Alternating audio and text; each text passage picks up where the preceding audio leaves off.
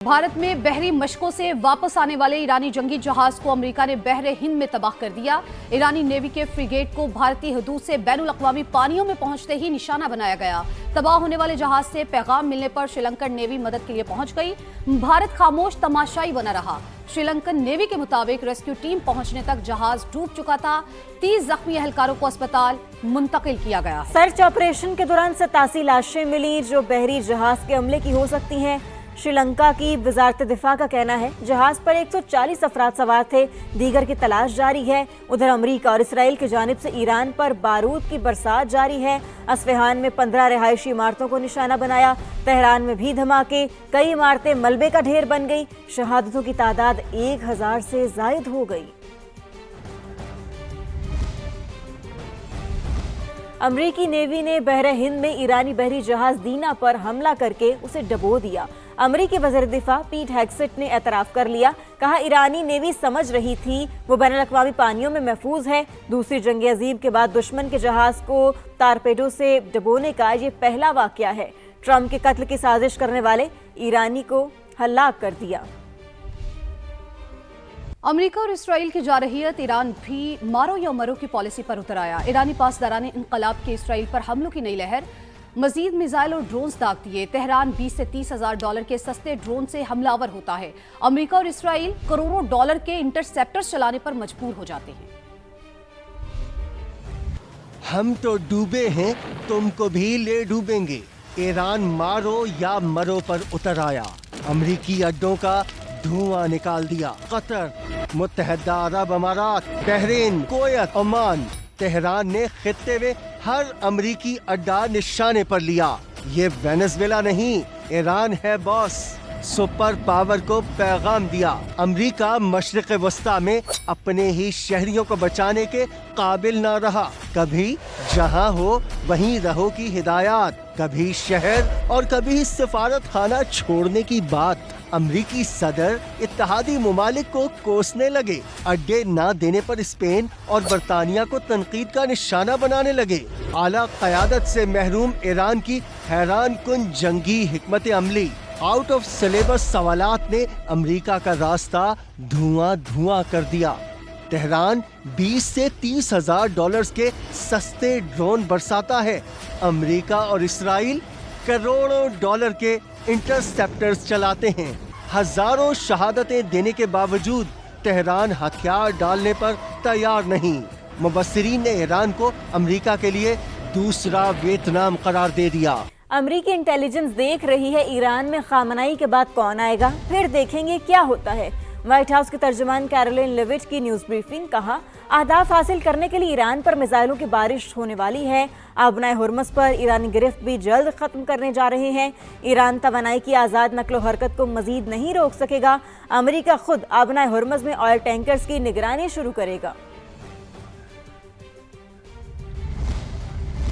Iran पर हमले के बाद अमेरिकी सदर डोनाल्ड ट्रंप की मकबूलियत में रिकॉर्ड कमी। द इकोनॉमिस्ट और यू गवर्नमेंट के ताज़ा सर्वे के मुताबिक अमेरिका में डोनाल्ड ट्रंप की मकबूलियत की शरह 38% रह गई।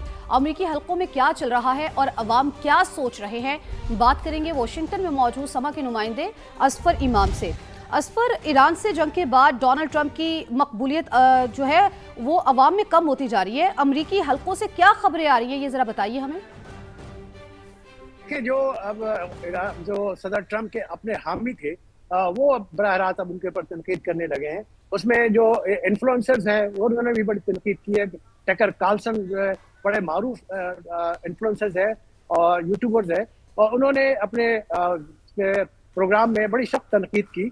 और इसके अलावा उनके कांग्रेस वुमेन जो ब्री टाइलर्स जो टेक्सास से है, उन्होंने गुज़िश्ता दिनों सदर ट्रंप के रवैये पर एहतजाजन अपना इस्तीफा भी दे दिया था।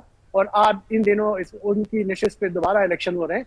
उन्होंने अभी एक ट्वीट किया है और उन्होंने लिखा कि आपके मार्जोरी टायलर्स ने लिखा कि अगर आपके मजहबी रहनुमा और मुंतखब हुक्मरान आपको ये कह रहे हैं कि हजरत ईसा को वापस लाने का तरीका ये है कि आप किसी दूसरे मुल्क के बेगुनाह और मासूम बच्चों को कत्ल करें जिनसे आप पहले कभी मिले भी नहीं और इस मुल्क में आप गए भी नहीं, तो फिर आप भेड़ की खाल में छुपे हुए भेड़ियों के झूठ पर यकीन कर रहे हैं। इट मीन्स उन्होंने बराह रास्त सदर ट्रंप को और उनकी इंतजामिया को भेड़िया करार दिया है। इसी तरह मैं देख रहा हूं कि ना सिर्फ अवाम में उनकी मकबूलियत बढ़ रही है, बल्कि खुद सदर ट्रंप में झिंझलाहट बढ़ता जा रहा है। और आपने देखा कि आपने खुद ये बताया कि जो इत्तेहादी ममालिक हैं उनकी तरफ से भी जो रवैया सामने आया है सदर ट्रंप के फैसले के खिलाफ, तो उस पर भी उनके रवैये में झिंझलाहट बढ़ते जा रहा है। मुझे इस बात का ठीक असफर, उनका रवैया जो है आहिस्ता आहिस्ता क्या होता जा रहा है, इस हवाले से आप हमें तफसीलन बता रहे थे और ये भी बता रहे थे कि अवाम इस बारे में क्या सोच रहे हैं। आपका बेहद शुक्रिया।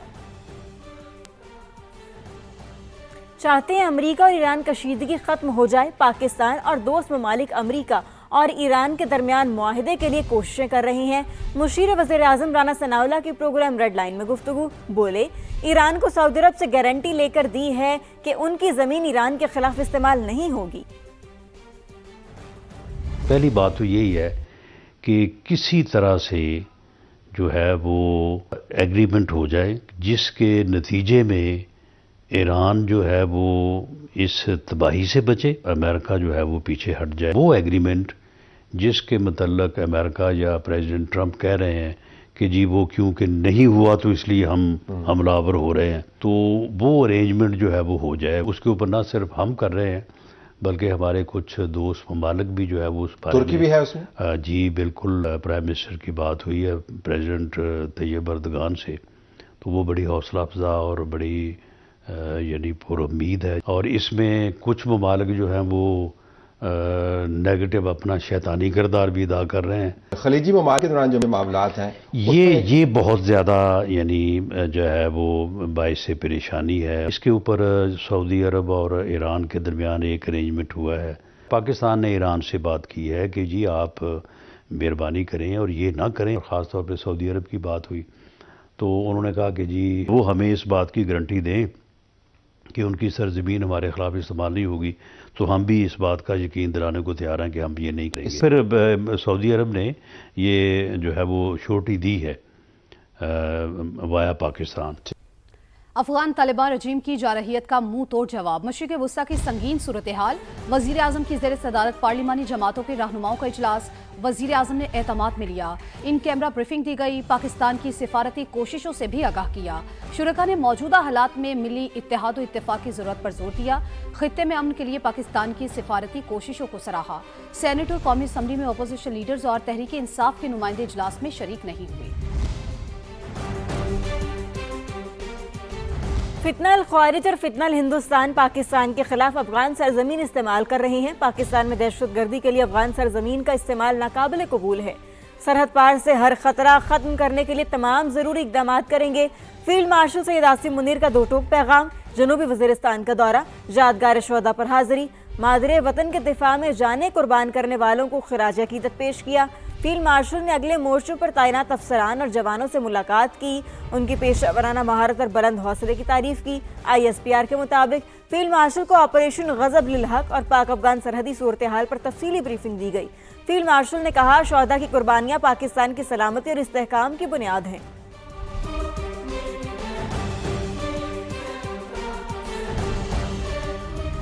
मशरिक़ वुस्ता में कशीदगी और आबनाए हुम्मस की बंदिश। हुकूमत का पेट्रोल और डीजल की कीमतों पर हंगामी इकदाम का फैसला। 15 दिन की बजाय हफ्तावार जायजा लेने की तजवीज़ पर गौर। आपको ये बता रहे हैं अहम फैसला जो है वो किया गया है। पेट्रोलियम कीमतों की 15 दिन की बजाय हफ्तावार जायजा लेने की तजवीज़ दी गई है। वफाकी वज़ीर ख़जाना मोहम्मद औरंगज़ेब की ज़ेर सदारत इजलास। तेल की बढ़ती आलमी कीमतों और सप्लाई की सूरत हाल का जायजा। हुकूमत का पेट्रोल और डीजल की कीमतों पर हंगामी इकदाम का फैसला। इजलास को ब्रीफिंग दी गई कि आबनाए हुर्मस की बंदिश से तेल की तरसील मुतासिर हुई है। रहीम यार खान के कच्चे में डाकुओं के 2 गिरोहों ने हथियार डाल दिए। सरेंडर करने वालों में इश्तिहारी वजीर उर्फ बुड्ढा बखरानी और समी अब्बासी सदाम माछी शामिल हैं। बुड्ढा बखरानी के सर की कीमत 50 लाख रुपए मुकर्रर है, जबकि दूसरे गैंग में मूर और सई चांडियों ने 12 साथियों समेत सरेंडर किया। DPO रहीम यार खान इरफान अली का कहना है कि डाकुओं के दोनों गिरोहों ने नवाजाबाद के कच्चे के इलाके में सरेंडर किया।